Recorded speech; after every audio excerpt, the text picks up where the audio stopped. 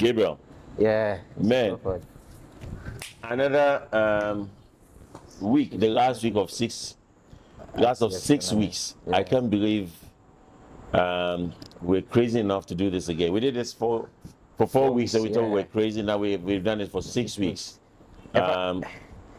Unbelievable. What are your thoughts? Yeah, in fact, when we were starting, I asked myself, hey, how can we do these 6 weeks? Because 4 weeks, 1 month, I mean, it's normal for us, but 6 weeks, so. Normal, you got 4 weeks normal. No, 4 weeks, we've already done 4 weeks before. So when it's 6 weeks, I mean, when it was right after the Asogli Festival, I was like, hey, so are we going to do this for 6 weeks? I was like, hey, okay, let's see how it goes.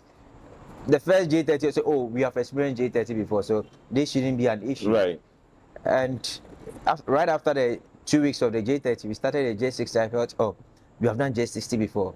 The J60 is the most difficult. The J100 will be the most difficult one. Yeah. But when the J100 started, I was like, we can do this. Yeah, and we've done it, and I think, listen, the whole team, you, Kwabena, Amanda, Kwalomo, everybody should, you know, Alaji, Kofi, everybody should just, you know, the people in the shop, they don't get they don't get much credit. Yeah. They wake up early and have to be here and restring rackets and, you know, sell things and all that, and like Auntie Vic and all that. This is great. Egalite. They are doing an amazing job. Yes, I mean, making sure providing breakfast, you know, for the place, especially the J100. Yeah. As early as 6, Egalite was open, and it's not easy. You know, let me tell you. You know what my biggest fear was all along for like a year. No. It is that the fact that we have to provide accommodation for the players. I thought, shoot, how are we going to do that? We'll have the money to do that and all that. But here we are. We did the first week. Second week about to, you know, has just started, and you know, we've done it. Yeah. Let's talk about the performance. Yeah. Let's analyze the performance of our players and let's see. With a J30, I felt our players did very, very well. Yes, I agree. Very, very amazing, especially Sisu. Yes. The girl lived up to standard. I mean, she becoming the first player, the first female girl to win. Amazing. Big ups to Sisu, wherever she is.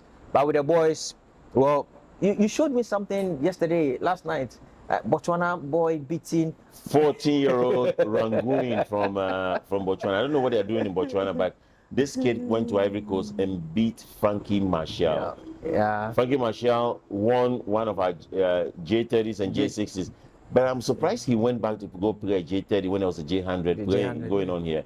And then he goes to this 14-year-old boy. I mean, Botswana, Rwanda, and of course South Africa are doing something marvelous. And somebody has, we better align with them and find out what they are doing, because whatever they are doing is actually working. I was following the results from Abidjan and just seeing Frankie. I thought Frankie was just going to win easily. Yeah, but he losing the finals to this guy was, you know, a whole different ball game. But you see, with our boys, let me tell you this, or with our players, if any of our players gets to the quarterfinals in this J100, that's a win for us. Wow. Right. I don't want to set the bar low, but I want to be realistic. Anybody getting to quarterfinals is great for us. They've not played in an event that like strong before. So it's good.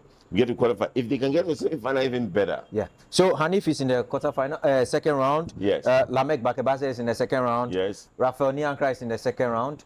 And with the girls, Sisu Tomega is in the second round. Unfortunately, Yakubu didn't make it. Yakubu lost this match, and I don't know what to make of it, but we'll see.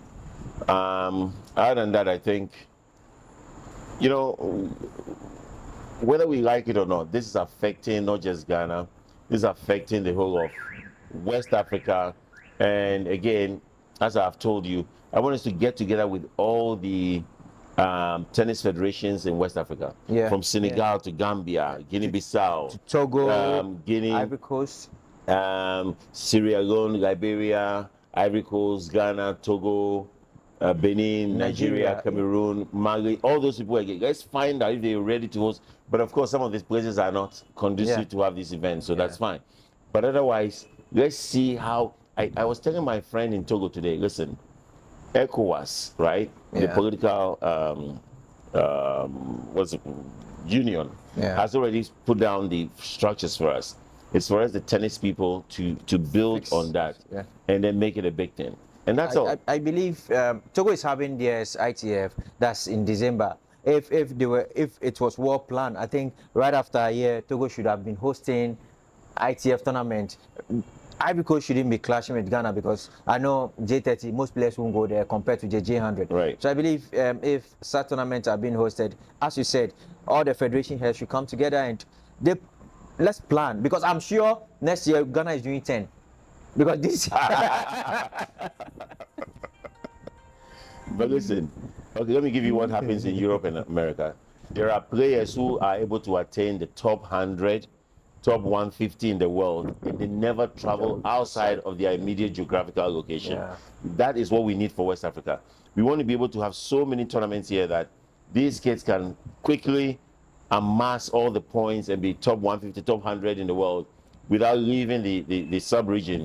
And next thing you know, they're playing the Grand Slams. Yeah. That's how we become tennis, you know, that will be taken serious. So I need all the Kwame Nkrumahs and Azikiwe and all those people, you know, back again so we can all, you know, see how quickly we can integrate and do this.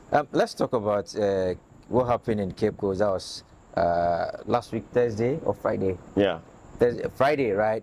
I realized that barely a year this court was being set up, and now there's a competition going on. Whoa, this case I know for sure. Next year, if you're having the ITF January, I'm sure this case should start coming in to participate. So let me tell you something. People talk about development in tennis. This is what development looks like. Yeah. It's nothing big. This is what these are kids. They live in a small village called Intranoa. Yeah. Most people haven't heard of it. The nearest big town to it is called Ankafo, Yeah, Ankafo. which is known for The prison. the The psychiatric, psychiatric, and then the communicable diseases place. Yeah. That's it. Now we are taking kids right from that area. We're actually going there, training them there, and actually helping them to become better tennis players. Now we've had them actually do amazing at the regional level in Cape Coast. Yeah. Right. Yeah. Now we're going to bring them to Accra, and they're going to be part of everything that we are doing here in Accra. Yeah. Look, if we replicate this in other parts of the country, we'll easily get so many kids playing tennis, and Ghana will be, you know, on its way to becoming a powerhouse again. Yeah. Well, I believe if these children, assuming they play, I'm sure December there's GT Odoye. I promise the top 4 kids that we're going to bring them to play GT Odoye. GT Odoye. And I'm sure right after the GT, if Michael Notte tournament is around January, there's another inter-recruit tournament, and I'm sure that with all these tournaments, these children are going to be one of the best players to see. Because if there's a court, assuming there was a court in Nima, I'm sure we'll have more tennis players coming out from that vicinity. And now there's a court at Intranoa, and this case will come out to be stars. People in the regions, listen, let's look at ways that we can get tennis courts. I don't care.